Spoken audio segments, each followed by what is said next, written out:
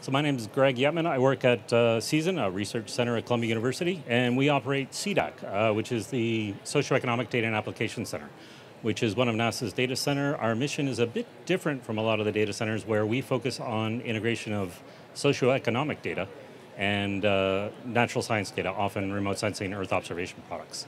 So today I'm going to talk about where we live, and we know where everyone lives. It's all anonymous, though. We have no idea who you are. So this is Gridded Population of the World version 4. It's based on 11 million census units in the US, our most detailed data, and about 2 million census units outside of the US with population estimates. For instance, here in the US, you can see the fall off in density. That's at about 100 degrees west. That's the limit of rain-fed agriculture. So the US population density drops as you hit the limit of rain-fed agriculture because of historic settlement patterns.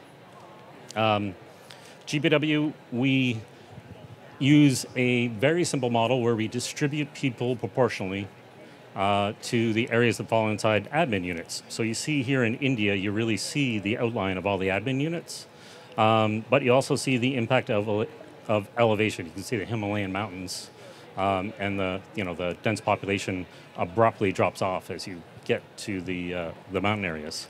And so we do that purposely without additional modeling so that the population is an independent variable.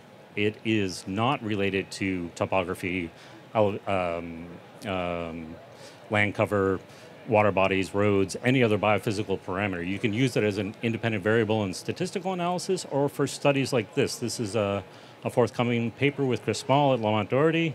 And what we're seeing here is the elevation of the delta, of the Ganges Delta in the top, and then you've got a plot of elevation versus coastal proximity. But the real takeaway here is that at less than 9 meters elevation on the delta, there are 47 million people living at less than 9 meters elevation. So if you think about sea level rise projections, you can see, or coastal storm surge even, and river flooding without even thinking about sea level rise, you can see why the distribution is really crucial there in Bangladesh. So that's GPW. I should mention, I'm squeezing in 4 data sets in my 6-minute talk that we have. This is the global human settlement layer, so GHSL, the POP version of it. So the Joint Research Commission has developed GHSL. They took the global Landsat archive, and they extracted, using neural networks, a settlement extent layer at 38 meters. So at JRC, you can download Landsat-based settlement extent. We collaborated with them and took our census data collection from GPW and distributed the population to the settlement extents. So a reallocation that shows much better detail the distribution of population for GHSL. And this is available for 4 dates. The Landsat archive, of course, goes way back in time. It's 1975, 1990, 2000, and 2014, 2015, circa that, for our 4 dates. Public data set available for download. It's great. The population version, we've aggregated up to 250 meters and 1 kilometer. So it's a global 1 kilometer or 250 meter data set. Then here we have the high resolution settlement layer. This is a collaboration with the Facebook Connectivity Lab. Have folks heard of internet.org? Nobody? Nope. It's the nonprofit part of Facebook. They're the ones who want to provide internet access to people in rural areas, low middle income countries that don't have internet access. To do that, they need to find rural populations. They need to find small settlements, because to provide internet access, you want to know whether you want to provide satellite-based internet access, one of their drones they're prototyping, or whether it makes more sense in a network hub-and-spoke system to run wires. So Facebook processed their first go-around. They took 340 terabytes of digital globe imagery, half-meter imagery, and they ran it through a computer vision algorithm, which is similar technology to find your face in your photos and tag you. But this was trained on data sets to identify buildings.